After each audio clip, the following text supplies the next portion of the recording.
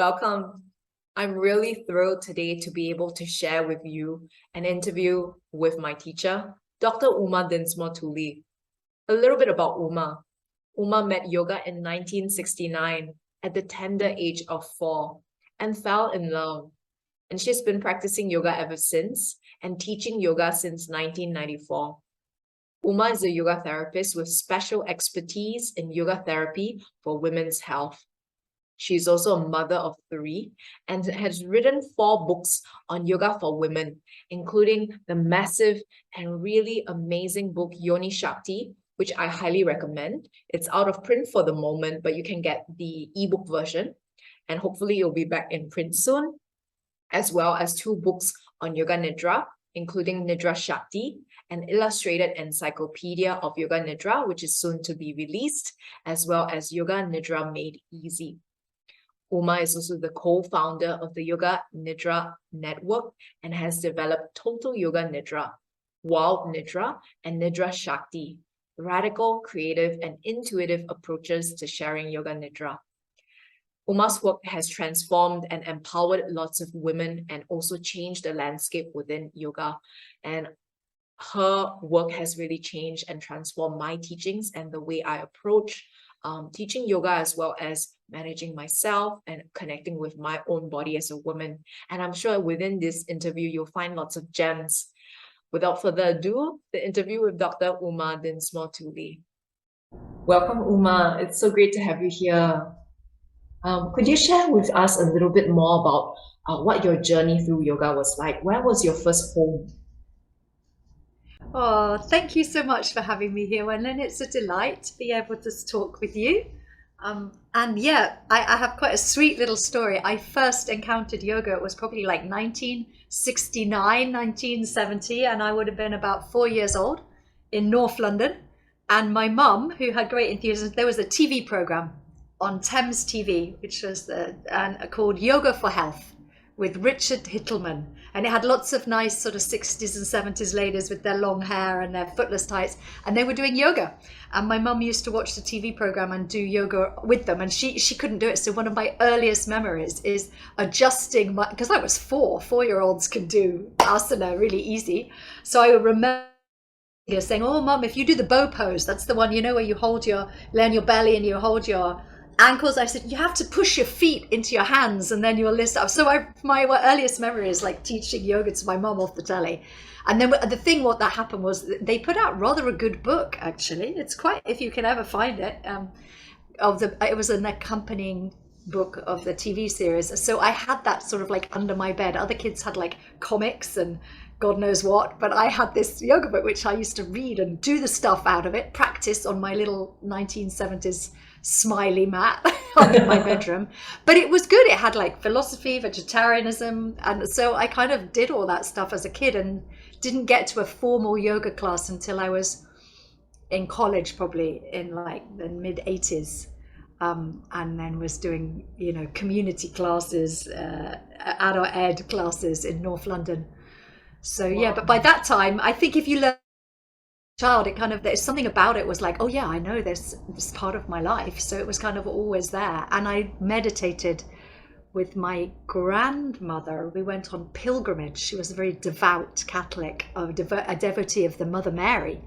So when I was 9 years old, for one reason or another, I ended up in FÁTIMA. FÁTIMA is like the Portuguese Lourdes or Medjugorje, you know, it's like a pilgrim place for the Divine Mother. And so I went with my grandmother and a lot of elderly Irish ladies, because my mum's are on a trip there, and learned. And the mother appeared to children. Mary appeared to Jacinta and her brothers and sisters in this place in this little village in Fatima, which is now a huge pilgrimage place. And so as a child, as a 9-year-old, I was like, well, if Mary appeared to those children, if I meditate, she'll appear to me too. So it was a very, very beautiful, very strange and beautiful experience. So I kind of started meditating and praying at that point. Mm-hmm. So there you go. It's like a childhood thing. So I've been involved in that ever since. This funny odd combination of like devotion to the divine feminine in the form of Mary, and this yoga practice that I got kind of off my mum and the telly, and that cooked itself up into something that's never really gone away. It's always been part of my life. Wow. Those two things. Yes. What a journey. It's nice to tell the story. It's such an amazing story as well. And it sounds like from a very, very young age, you already had such a rich environment full of different stimulations, like deep learnings and insights. And you were already, as you mentioned, informally practicing all of these different things at a very early age. And at what point did you start to, you mentioned later on in college, you started to formally follow lessons. How was that transition for you? When did you start to consider yourself really a student of yoga or practitioner, let's say?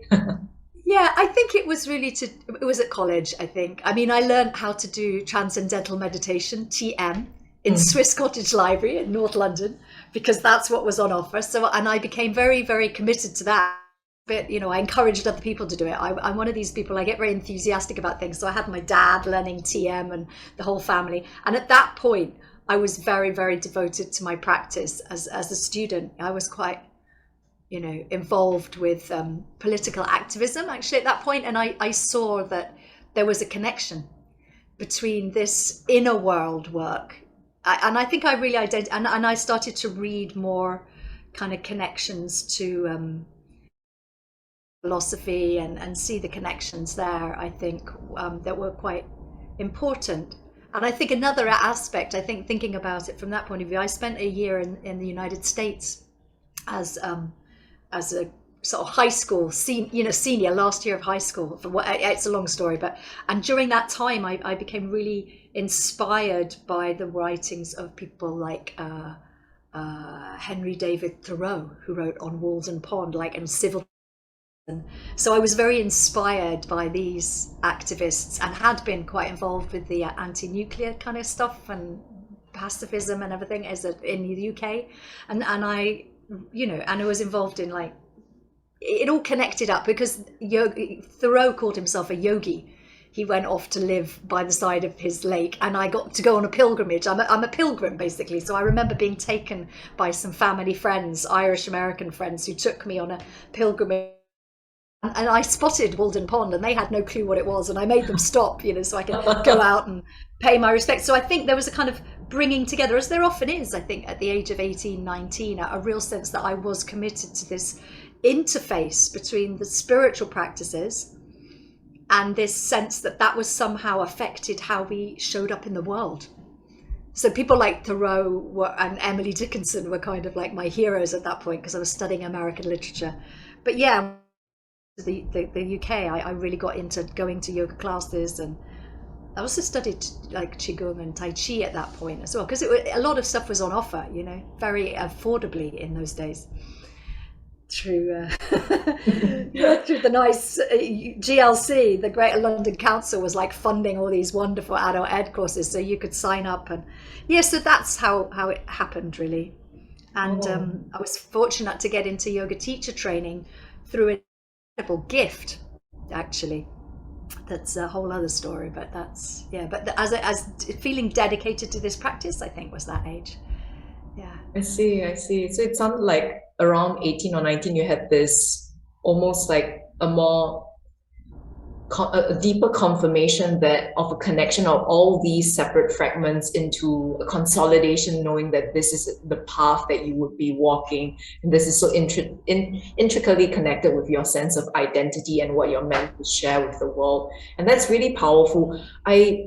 Some of our listeners or viewers may not know that you had also, for a long time, you hold a PhD. So your background is actually in journalism, and for a long time you worked in that as well. And how did then yoga overlap with you being a PhD student, and then you worked in journalism, and at some point of time then you became a yoga therapist? There are so many things unfolding and going on. Please tell us your story. Yeah, well, I think a lot of people find that yoga practice supports what can sometimes be quite stressful work life, And what I found as I was studying communications at Goldsmiths, which is a radical hotbed of wonderful thinkers in southeast London.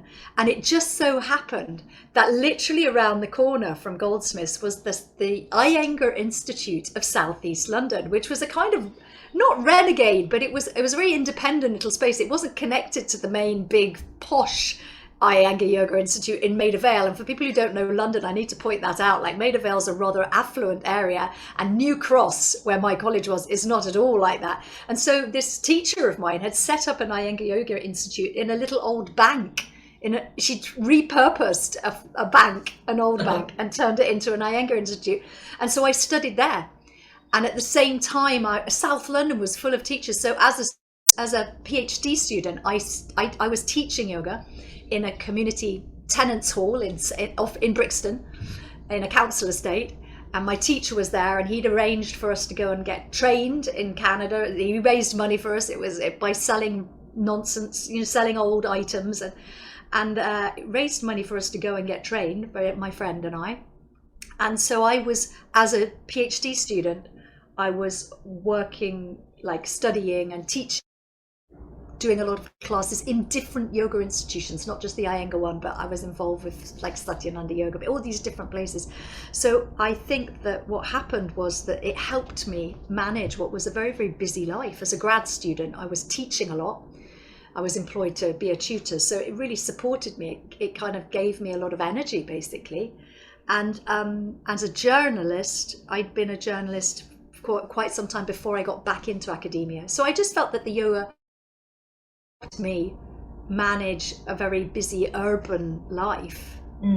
And then, so it was always part of what I was doing when I was continuing to teach. So it was kind of like an interface, like a lot of people. So yeah, so my PhD was in communications, and as a journalist, I was a freelance journalist.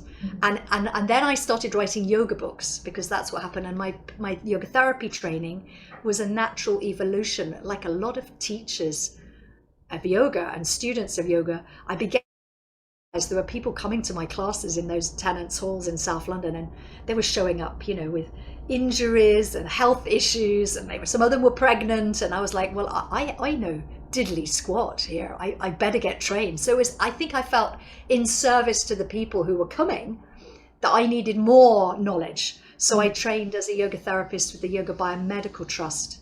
Whilst I was doing my PhD, I was doing these two kind of things at that same time. I was getting training and then my yoga therapy training whilst I was a PhD student. So yeah, wow. I was fortunate because I had a full scholarship, like a bursary from the British Academy, which I don't think that stuff happens anymore. We're talking like the mid-90s now. So I managed to somehow get it funded. I still had to work as a grad student, but it meant that I did have kind of available time. I didn't have to work a full-time job. Basically, I was part-time teaching, studying for the PhD, and clocking up hours as in yoga therapy training. Wow. Yeah, it was a very extraordinary time. Now I think about it. Thank you for asking.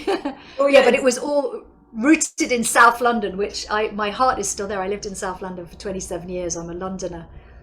And yeah. At heart, through and through. Yeah, I mean, I grew up as a child, but I was there for 6 years as a child, and then I went back and I kind of didn't leave for 27 years. So I've got this kind of combination of being a proper Londoner, but like I grew up on a farm basically, because my best friend was a farmer's daughter. So there was, yeah, I don't know if that's helpful, but I do see how yoga is part of often some very stressful lives. And I could see that it was of so much service to me that I really wanted to share it with people, and to share it to the best of my ability meant like getting more training under my belt. So that's what I did. So I'm very grateful that I had, gifts of funding and support to do that, Yeah, and that's so wonderful. And I'm really curious to know, because it sounds like there were many people who supported you on this journey, and at the same time, through their support, you were then able to be of service to so many more other people. I wonder if this might have been the inspiration behind why you then started this annual Santosha Living Yoga and Bhakti camp that was founded in 2005. Tell us more about this. Oh, it's close to my heart. Yeah, I often think there's like, when my children were little, so I've three children, and when the first two, the two little boys were quite small, you know, I was leading this yogic life, and I wanted them to be out and camping and all the things that I loved, and it was very hard to find places that you could bring children, because there's a whole festival kind of culture in the UK in the summers, which is lovely, but it's often, some of them are full of a lot of, you know, recreational drugs and loud music, and you know, which is loads of fun, but like I was like, I really don't want to bring my kids to places where there might be people who are off their faces, you know. So we found a very interesting link, a wonderful Yoga for Health Foundation. It no longer exists in that same form, but the person who had been the producer for that TV series that I'd seen in the 60s and the 70s, he was part of something called the Iqbal Yoga for Health Foundation. So Yoga for Health was a kind of organization that had grown up out of this TV program. He'd wanted to make the TV program because he got so impressed by how yoga had helped him. And so they ran an annual summer camp. It was and we went to that.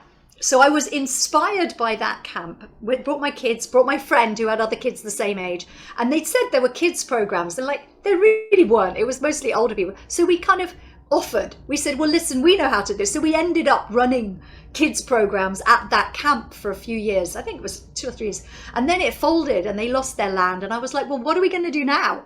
Yeah. And I was like, it was the same thing. Like, I had benefited and my family had benefited. They had wonderful teachers. They invited amazing teachers. It was so inspiring. I learnt loads. And so I was like, well, now we can't go there anymore. I better find another way to do it.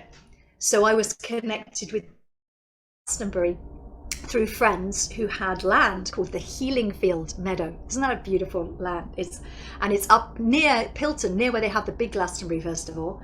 And I'd been going to healing field gatherings there, and I approached the person who owned the land and said, listen, how about we just run something that's just yoga and bhakti, which is devotional practice. So it's like a kind of friendly yoga environment, not like an ashram that's all about one guru. But we invite everybody, and we can all camp, and it's composting toilets and fires and saunas and all of that. And you do it. And he was so kind. He just spent, his name is, bless him, Jacob Jones, who runs he established the healing field at the big Glastonbury Festival. And he said, Uma, why don't you just run it and like, see how it goes and give me what you can. Like, he basically like cut me a deal. He said, I'll leave all the structures up, these big benders and massive yurts. And I said, God, that would be great. So I'd never organized my life before, but I was like, okay, so I just went around and invited everybody and asked everybody, and we had no clue who was going to show up. And me and my friend Amanda Brown, who is a wonderful practitioner and teacher in Cornwall, she and I organized it. It's a co-foundation, really. I kind of take the credit for it because I'm a bit loud, but it was me and Amanda set this up. And on the first year, we showed up and we didn't really know, 200 people kind of arrived, and we're like, oh. And so it carried on and it's evolved, and we haven't had it the last couple of years because of the whole, you know, chaos of pandemic stuff that's been going on. But Santosha Yoga and Bhakti Camp is a very community organized, grassroots thing, all sorts of different, like yoga of every kind from dawn till dusk. And it ended up being like a 9 or 10 day gathering. Started out as a weekend and it just grew. A dear friend said, oh, this is an ocean of love.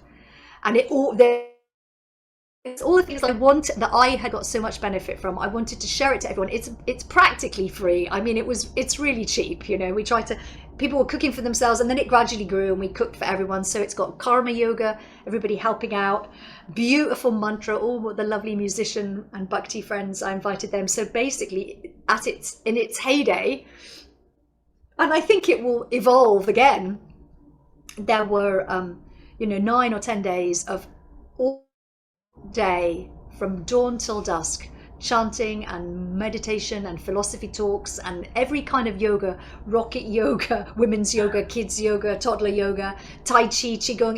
It was extraordinary. It is extraordinary. I put it in the past tense because we haven't met for the last year or two, but I'm hoping 2023 will be back on that field, because yeah, it's been a joy.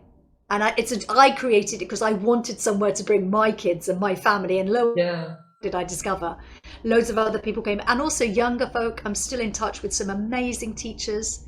Big shout out to people like Felix Price of the Mixed Spiritual Arts, you know, who was right in Santosha right at the beginning, and all the Bhakti people. Like, it's a community thing, so I could just list off names: Shivani, Martha, Francis, and all the wonderful Bhakti people. Lots of, yeah, and the community in Glastonbury really supported it, of the yoga teachers. So yeah, long may it continue. And spin-offs, so people came, and then there was another camp. There was a Santosha in Ireland with my friends in Pure Camping in Ireland, and then other folks set up Surya Yoga Camp. There hadn't really been a yoga camp. It was like the big mama of all the yoga camps, and it kind of gave birth to Surya Yoga Camp in Cornwall, which is still going, and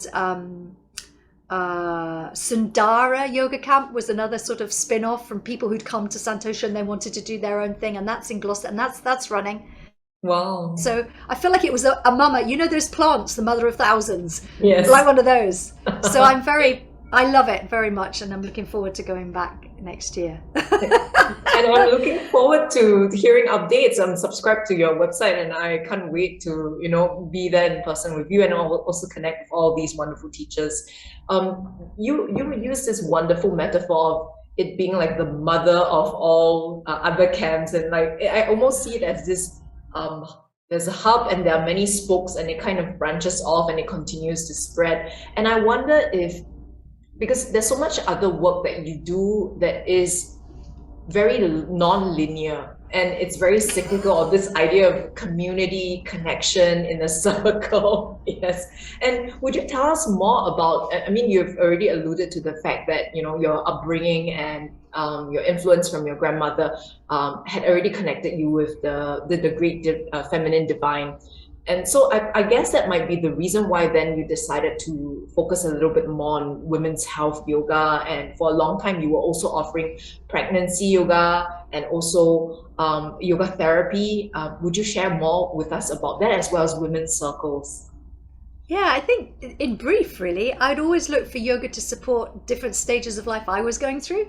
And so when I got pregnant, I was like, God, a lot of this yoga doesn't feel great. So I trained in pregnancy yoga. I worked with Birthlight for a while.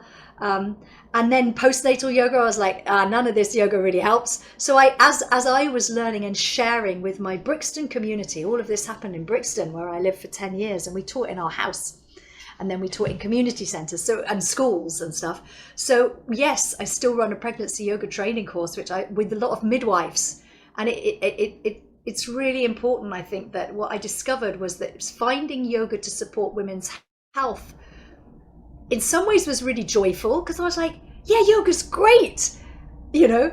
And in other ways, it was very, very distressing, because I saw the patriarchal structures of the teaching processes for loads of traditional and very commercial yoga centers was really not very helpful for women's health. In fact, I was dealing with people who got very badly injured in their yoga classes, or who discovered that, you know, if you're menstruating or you're postnatal or you're menopausal, or you're doing things that women's bodies do, female bodies are going through these processes, they didn't always get the care that they needed from their yoga teachers, mostly out of ignorance, because they'd just been taught to teach it a certain way. So I kind of took it on as a bit of a task, which was to kind of awaken people's awareness of the fact that yoga is immense. Yoga therapy, appropriate yoga, is really incredibly powerful as a healing force to support all aspects of these feminine experiences that are to do with cycles of, you know, living in a female body, you know. Yeah. And so that's the Yoni Shakti book I came, which means source power, really was a bringing together of what I'd learned as a yoga therapist, and also many, many voices, the women who'd spoken out, like, oh, you know, that they'd been made to do these practices, or that they'd found the practices were unhelpful, particularly during menstruation, and that actually there was a sense that in some ways traditional and I'd say commercial yoga, because I've always critiqued the kind of the commodification of yoga, the extracting of it from its original South Asian sources, and the way that it's made a lot of money for a lot of people who aren't anything to do with the South Asian sources of yoga. Like, it's a classic piece of capitalist commodity. I was always critiquing that, and one of the critiques is that it doesn't really support health and well-being of women. In fact, very often the opposite. So the women's health yoga that I set up was, you know, the courses, the trainings were all about empowerment, really, and to recognize our bodies as like really powerful teachers. And that if we don't listen to them, if we override them and say, I have to do this kind of practice all the time because that's what my teacher said. And it's like, no, Lord, today I'm menstruating, or, you know, tomorrow I'm lactating, or the next week this friend over there is pregnant or postnatal, or this person's having hot flushes. You know, it's like we actually need to honor these arisings in the body as really powerful messages. And the yoga, if it's really about union and connection, is partly about awareness of these. And really, so that's what my mission has always been, is to make sure that the people that we serve the needs of the peeps who show up. And if they happen to be experiencing these arising cycles of life, they take priority. The yoga is there to serve our recognition and understanding of that, and not the other way around. We don't like deny these experiences because we're yoga peeps. I met, you know, people who'd stopped menstruating, or they had all sorts of menstrual issues like that hadn't been helped at all by the yoga they were doing, because people were like pretending like it didn't happen. So I wrote a very big fat book called Yoni Shakti. It's like 700 pages long, and it's all about every cycle of women's lives and looking at yoga therapy to nourish those experiences. Is that a good summary? So yes, so I run courses that train people how to deliver this kind of work, and also a lot of it is bringing together the technology of women's circles, and those circles which are, so I don't teach in straight lines. I think that looks a bit military. You know, I'm a bit anti-military, you know, so I'm like, no, I'd rather have everybody sat in a circle and teach in a collaborative way and learn from each other. So that's a key characteristic of the way that I'm encouraging teachers to work, is with humility and in service, so that the teacher isn't the star that everybody has to follow and make the shapes, that it's all about agency and options, giving students agency to honor their own bodies. So for that reason, it's quite like, you know, it's like listen in, you know, and make sure that peeps are really getting the yoga that's appropriate for them. Yeah, and that's such a strong and wonderful message about Yoni Shakti. And I would love for you to also share with our viewers and listeners the deeper message of Yoni Shakti, because I know a lot of your work is around activism. And as you mentioned from before, yoga is union, but it's also what we share with the world, speaking up against injustices. Would you like to share with our listeners a little bit more about something that may be perhaps slightly triggering, but is a very important message for everyone to hear? Yeah, I mean, I do think it's important for people to be aware that whilst yoga is a force for good in the world, it's also been, as I said, really commodified, and also it's used somehow as a very often in certain traditional schools and in certain kind of commercial schools also, as it's quite abusive. So there are many, mostly women, I have to say, who've been abused by yoga teachers, spiritual teachers, gurus, cults that grow up around yoga practices, because these are very powerful practices that they give you altered states of consciousness and awareness, and so they can be misused. And one of the things I did was to set up a campaign called Yoni Shakti, the movement for the eradication. I'm hopeful, the eradication of abuse against women in yoga. And that was prompted by revelations in 2014 of a wide scale, very violent abuse of women and children in Satyananda ashrams in Australia. And it was and I can name that because there was a huge commission of inquiry in Australia, Royal Commission of Inquiry, that revealed this. And the abuse actually in a lot of other institutions as well. I was looking at child abuse. And when I discovered about that, I was also hearing lots and lots of stories. I'm the kind of person who people come and tell stories to. They say, I've never told anyone this before, but as I was writing Yoni Shakti, I heard a lot of reports. And I did keep talking about this. This was going back, initially it was in 2012, but nobody really took it on board, to be honest. People, and I think in the last couple of years, it's all come to light. After the Me Too movement, it was like Me Too in yoga, and people began to speak out. So by the time I reissued a second edition of Yoni Shakti in 2020, I was able to include a compilation of evidence and testimonies of survivors. And I felt moved to launch a campaign to help eradicate this abuse by joining up the dots. It's not an individual teacher's problem. It's not an individual organization. It is a systemic system of oppression and abuse that's actually completely intersected with all the other systems of supremacist abuse and misogyny, and they're all connected. And so I was calling out for that connection, and unfortunately what's happened, I mean, the campaign was very positive, and it is a public education campaign, but there is a danger when we speak out, and one of the dangers is that the people who we might know are very unhappy about being identified in this way. And so the book is currently under a fairly serious legal threat, and we're in the middle of a court case that ultimately seeks to defend the truth of what was said, but it's complex. So where I invite people who, if you have an interest, to connect it to Yoni Shakti, the movement for the campaign to, it's a campaign to eradicate abuse of women in yoga. There's an Instagram channel, and we've got a Facebook group, and so hopefully we will be free to speak more. But right now I'm not actually able to speak very much about the nature of that legal threat, but I am able to say that I honestly know that this is it's actually a really widespread problem, and it's hard to find a single yoga organization that hasn't had some kind of harmful abuse that's been perpetrated within its structures.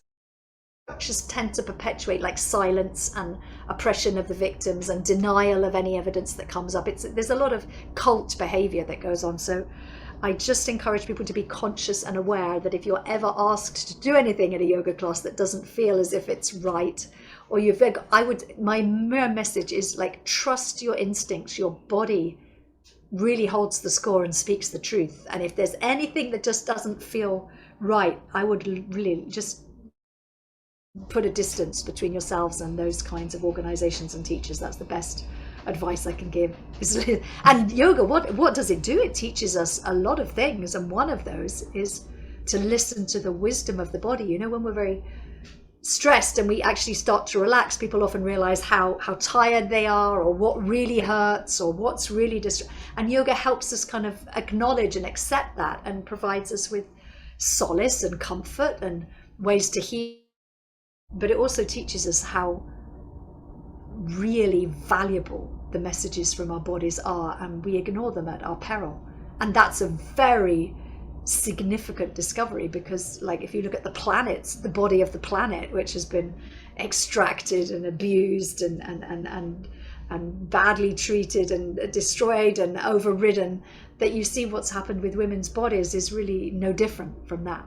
And a lot of people are pointing that out, Yeah. Actually, that's why I see yoga as a very powerful force for social justice and for environmental justice and for planetary healing. Because if we can do that work in our own bodies and in our own communities, then we have some hope of making that some kind of global and planetary change. And on a good day, I see so many people working with my, anti-racist colleagues and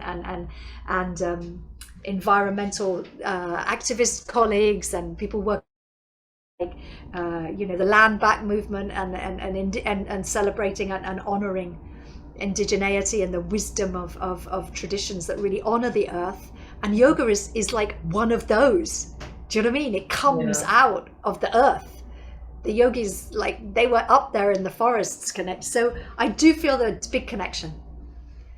Yeah, intersectionality is like the way forward, and that isn't yoga about that. It's of interdependence, and interconnectivity and literal oneness. I don't mean like a spiritually bypassed oneness that it's all love and light, but we literally are one, and the liberation of us all including our planet, depends on us recognizing that, actually. And so yoga is a great way to do that, isn't it? Yes, it is. Yeah. Yeah. And I just want to also shout out to all our listeners out there that Yoni Shakti, not just a book, but as a training, as someone who has experienced it, it is just so rich in so many layers. As Uma has mentioned, there is this idea of union within yourself, acknowledging your body as a woman, but at the same time connecting with the greater injustices in the world. And also, I remember one of the chapters is world as the womb, womb as world. It's so powerful when we start to realize the connections between ourselves and the planet and how everything mirrors each other. So definitely, you're very highly recommended to join Uma's training and to grab a copy of Yoni Shakti when then it becomes available. Yeah, the ebook is still available. Yes. But, and at the heart of it, Wenlin, like in order to realize and to support activism and to make change, we need to rest. So the heart of all of the work that I share is like Yoga Nidra is right there. We simply cannot know the extent of the damage or the exhaustion that we might be perpetrating on our own bodies until we actually pause to rest. So of all the practices that I teach, Yoga Nidra has always been like key and center, right from the beginning. And I feel like that's such an important message.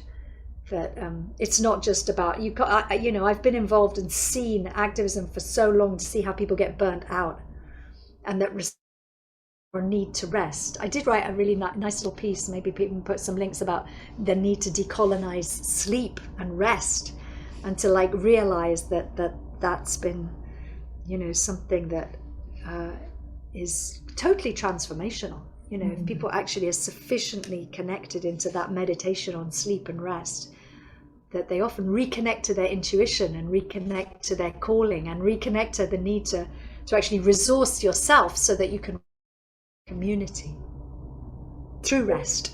That's so powerful, and I love all of your Yoga Nidra practices, and they are one of my favorite. I used to be a huge how would I say, someone who's really guilty about resting and feeling I'm not worthy of rest. And then I joined your training and I was like, oh my God, this is what I've been missing my entire life. And as you mentioned, this as someone who has practiced Yoga Nidra with you, it helped me deeply connect with my intuition, and I believe we will do the same for many different people as well. I would love for you to share with our listeners and viewers a little bit more about Nidra Shakti, which is your wonderful book, as well as Yoga Nidra Made Easy, which is your upcoming and actually already released a new book for practitioners, and then also for for teachers as well. Yeah, so Yoga Nidra, for people who don't know, is literally the yoga of sleep. So it's a horizontal meditation. On the moment of falling asleep, you sort of hover at that point, and it does open up access to deeply nourishing reconnections with intuition, with creativity. It's really good for people who can't sleep because it helps you to practice going to sleep. And so my husband and I founded the Yoga Nidra Network. We argue about it, but like 2011, we started training teachers and offering that kind of thing. And we have a network of teachers. So as co-founders of the Yoga Nidra Network, we were asked by Hay House to write a wonderful book called Yoga Nidra Made Easy.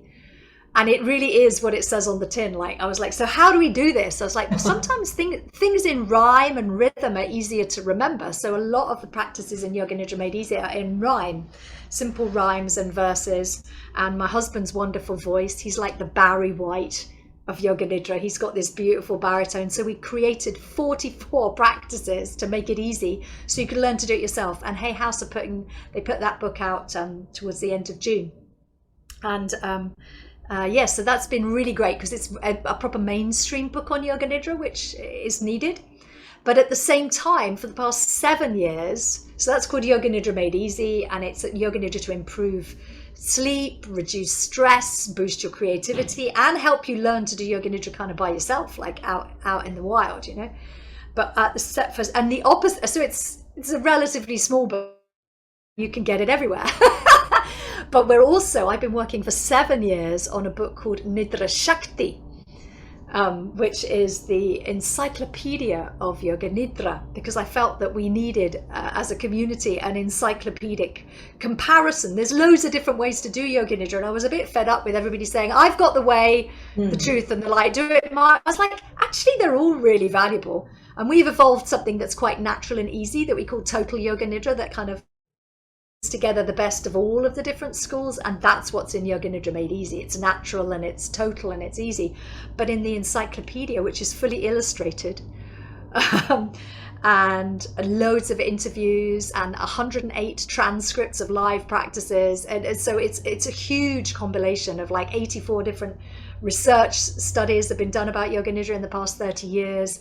So I've been putting my scholarly work and my kind of journalistic work, interviewed all these people. It's not quite ready yet, but we're hoping it will be out, because that is over 768 pages long and has 60 illustrations and 108 transcripts. So it's huge. Nidra, and it'll be out in September. That's our plan. But it's a long project. And Nidra Shakti literally means the power of sleep, the power of rest. And I believe the power of rest has the capacity to transform humanity's way of being on this planet. Rested humans make better choices. Horizontal humans cause less trouble than a vertical kind. And if you thought about all the decisions that are being made in world government right now, how many of those decisions are made by people who are properly rested? Very few. That's why they make bad decisions. Everybody is just tired. So at its simplest form, Nidra Shakti is the essential ingredient of all forms of Yoga Nidra. And it is very powerfully harnessed and formulated in this wonderful yogic tradition, which has got ancient roots that go back. And I'm also trying to reclaim this, because a lot of people have trademarked it. How you can trademark a state of consciousness is a bit beyond me, but people have. So there are a lot of trademarked forms of Yoga Nidra, but they're just methods and schools, and the essential ingredient in all of them is the same, and nobody can own that. And it actually, when you look at the yogic tradition, the South version of this is called Yoga Nidra, but there are indigenous practices of this trance-based hovering in this place between waking and sleeping that you see literally everywhere in the world. Like everywhere where there's traditions and wisdoms that really honor the earth and honor our capacity to access intuition and dream and the ancestral realm and the wisdom of the planet, most of those use a transitional place of like trance or sleep. And so I interviewed people, and we've got comments, from people who've been connected with Korean shamanism and with the Aboriginal Dreamtime folk and with the South African shaman and with the Mexica traditions in Central America and with the Celtic traditions and the Siberian, like you name it, right? You can find that there are fabulous and really powerful traditions that enable access this special state. And sadly, because of the way of colonization, what we've ended up with in like the Western yoga world are these trademarked Yoga Nidra forms that are owned by people who really, probably, bless them, don't actually have any understanding of this huge history and tradition of within the South Asian tradition, but also with the indigenous wisdom tradition. So I am trying to honor as best I can, I'm kind of trying to spare educational privilege in the service of making sure that people can actually learn about Yoga Nidra. I felt she deserved a really decent book, so that's why it's taken so long. And I have been helped by so many people along the way, so a lot of people are waiting for this book to come out. That includes me as well. I'm also waiting for the book, and I'm really excited to look into it.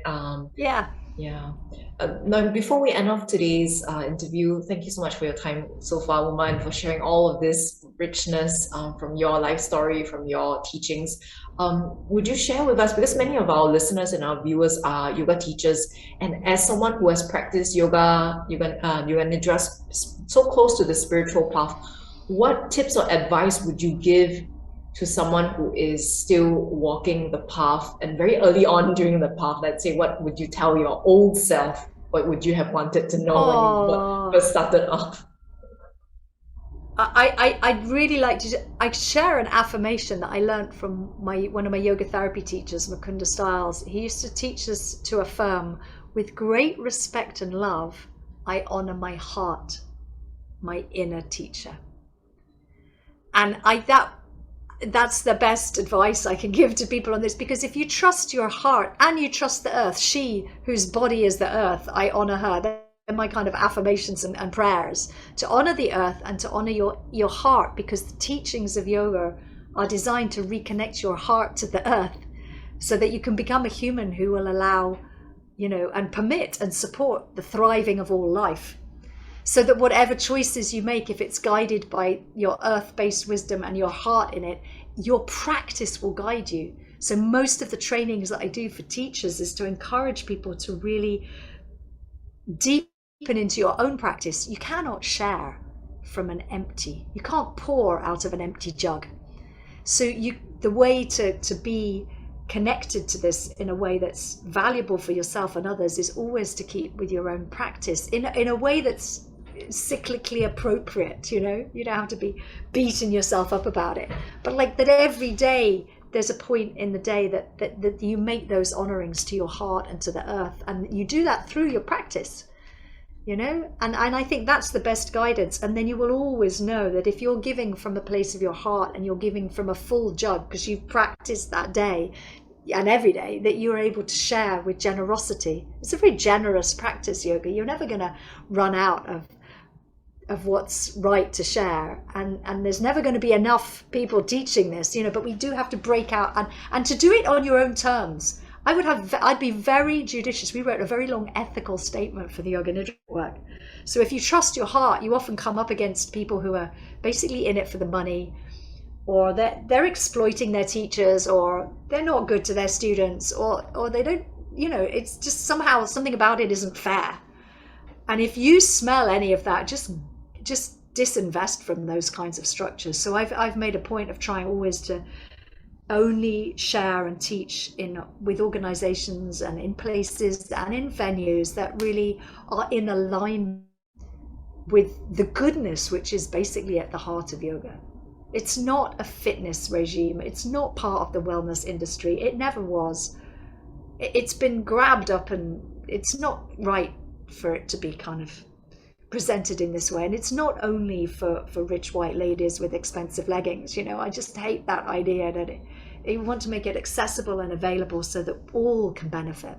So that's my guidance. And I kind of figure that, if you're thinking about sharing yoga or even just keeping with the practice, that yourself, you just always remember the goodness of what it brings to you, how you feel when you practice. And that's what keeps us going, isn't it? Because it's yes. I hope that's useful. No, it is. Thank you so much, Uma, for your time and for sharing your story, for sharing these insights with us. It's been a huge pleasure to have you here with us. And yeah, we'll share more with our listeners and viewers later on about how they can find out more about your upcoming trainings, your books, and your work. And in the meanwhile, blessings and thank you to everyone for tuning in to today's episode. Thanks so much, Uma. Thank you very much, Wenlin. It's been an honor to be able to share with you. Thank you. Thank you.